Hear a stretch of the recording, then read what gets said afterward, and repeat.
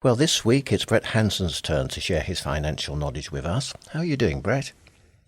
I'm good, Howard. Thank you very much. I like this time of year. What about yourself? How are things with you? Yeah, I'm waiting for some rain now. We'd like a bit more rain, but apart from that, we're pretty good. And so today, Brett will focus on UK pensions and what British expatriates need to know. It's a confusing issue, since their pensions are subject to both UK and Spanish rules. So let's start with tax, Brett, then move on to looking at the options for UK pension funds.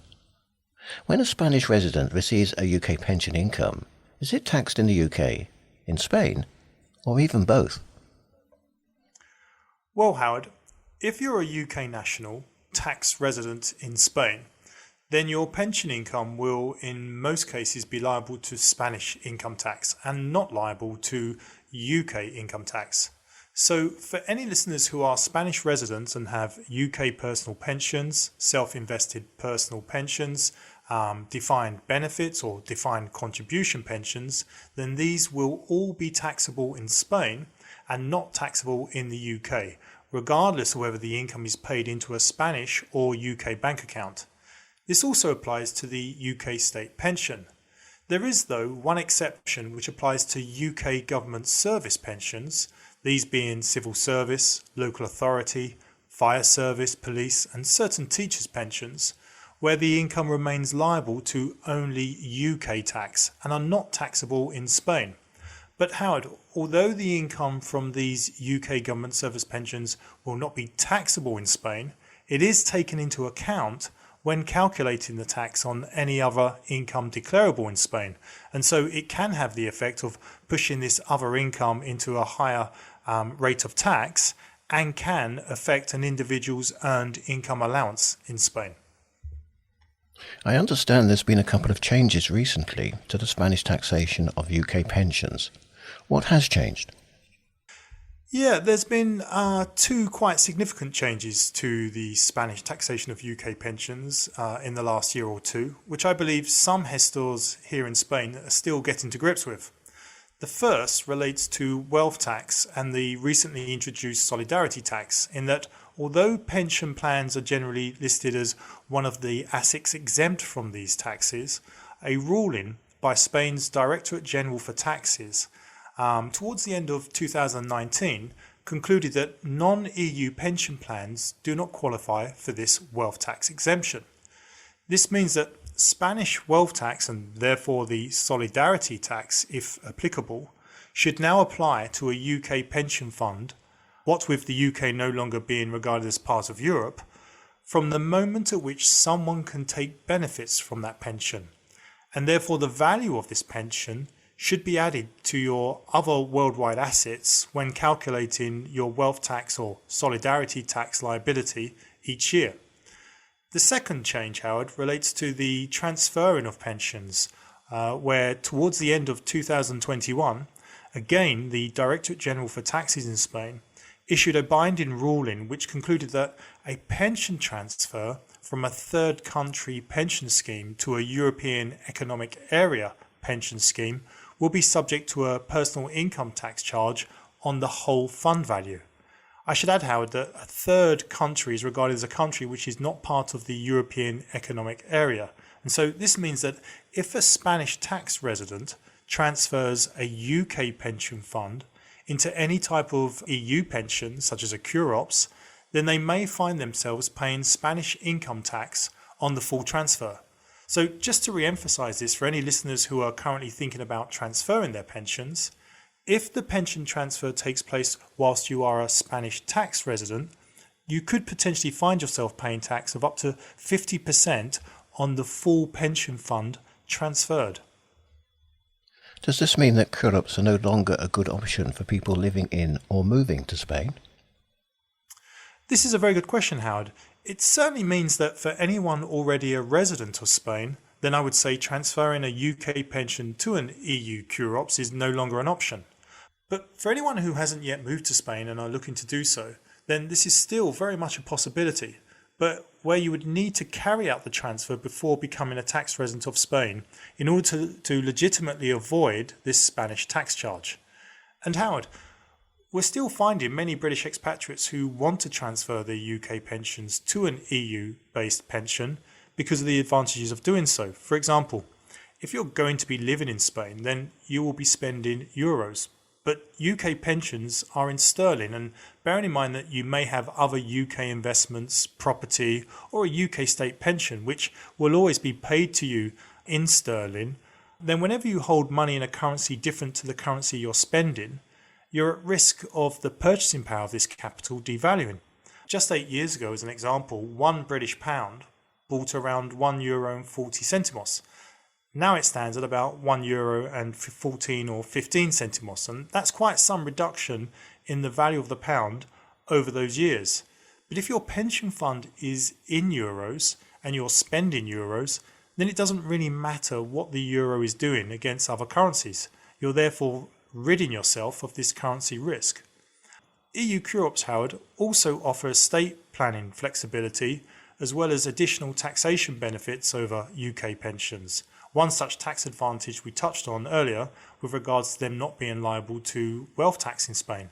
And provided you use the right provider and advisor, you can receive ongoing regulated advice locally in Spain, which I think, as these changes to the pension rules in Spain demonstrate, it's really important to obtain specialist, up-to-date and personalised professional advice from an advisor who understands the rules in both the UK and Spain. Does the UK impose any safeguards on people transferring their UK pensions, whether to another UK scheme or overseas? Do they need to take regulated advice? Well, Howard, in the 2017 UK budget, an overseas transfer charge was introduced in order to deter people from transferring their pensions out of the UK for what the then Chancellor described as purely tax avoidance measures. What he really meant was that the government at the time was not happy that someone could accumulate pension benefits throughout their lifetime in a beneficial tax environment, but then transfer the pension away from the UK, where the UK tax authorities would not see any tax revenue when income was being drawn on that pension. They therefore introduced this overseas transfer charge as a means to recuperate this tax, which makes sense if you consider the fiscal situation the UK is in. But importantly, Howard, the Chancellor did not want to deter transfers which are made for genuine reasons and are not made to simply avoid tax. Therefore, not all CUROP transfers are subject to this overseas transfer charge. For example, if you're planning to move to Europe and wish to transfer your pension fund to an EU CUROPS for the reasons I've already highlighted, then this charge will not be applied. Is this a problem for expats? Can UK-based advisors advise someone living in Spain post-Brexit? Well, keeping a UK pension whilst living in Europe is causing some problems for some expatriates living abroad. For example, prior to Brexit, UK financial advisors used to be able to advise their clients living in Europe under EU financial services passporting rights. But the UK lost these rights when they left the EU, and so UK-based advisors are no longer authorised to give advice within the EU.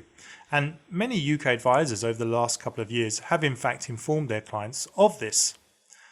On a similar basis, we've seen well-known big banks informing their clients who are living outside of the UK that they can no longer keep their UK bank accounts with them. And likewise, we're also aware of many British expatriates living in Spain who have tried to start taking an income or lump sum from their pensions or change funds within their pensions, and their UK pension company has told them that they're unable to do this unless they've received regulated advice. The problem here, Howard, is that UK pension companies cannot accept advice from a UK advisor because the pension member is living in Europe, but at the same time are not able to accept advice from an EU advisor because the pension company is unable to recognise whether such an advisor is properly regulated in Europe. So you have this situation where the UK pension provider cannot accept the advice from either a UK or a European advisor, leaving these UK expatriates in a situation where they're struggling to access or make changes to their pension funds. And so, if any listeners living in Spain are still using a UK-based financial advisor, or financial services firms that are based in the UK, then I do recommend that they get confirmation from them that they can still legally provide you with regulated advice and services. Or if there are limitations to this, what are they? For example, do you have to go back to the UK for the advice? Does their professional indemnity insurance cover you in the case of poor advice? And furthermore, will your UK pension company accept advice from them, what with you living in Spain? So what pension options do you recommend to British expatriates if Quoros is not a sensible route for them? Well, first of all, it isn't a solution for everyone. And so, as I mentioned before, it's very important that anyone seeking pension advice should ensure that they receive that advice from a qualified, regulated pension specialist who has the skills and knowledge of both the UK and Spanish rules in order to be able to advise yourself on the best solution for you. And if, based on your circumstances, attitude to risk and objectives, a QROPS is not the right solution, then Blevins Franks are in a position where we can offer our clients a UK pension while still being able to provide qualified regulated advice from our local Spanish offices to residents of Spain. Howard, I would say it seems very clear from today's broadcast why it is so important to use a locally based advisor if you're living here in Spain. I can totally understand residents living here or wishing to move here wanting to retain their UK advisor, who they may have provided them with very good service over many years. But even if you put to one side the regulation for the moment with regards to Brexit and the fact that UK advisors in most cases are no longer able to advise residents in Europe, it's really unlikely that a UK advisor who lives in the UK and will have the majority of their clients in the UK, it's unlikely that they'll have a thorough understanding of the taxation rules in Spain and to be able to keep up with changes such as the ones we've talked about today. The tax rules in Spain are very different to the rules in the UK, and if the UK advisor hasn't considered all of the rules and potential pitfalls, not just in Spain but with regards to the regional rules as well, then undoubtedly using a UK advisor who has no understanding of the Spanish rules is very likely going to lead to mistakes being made. At the same time, a local advisor who is regulated to provide advice in that country and who has experience with dealing with similar clients in that region will be on hand to help their clients whenever the need arises. Speaking of advice and going back to the Spanish tax issues you've highlighted earlier, is it fair to say that expats need integrated pensions and tax advice?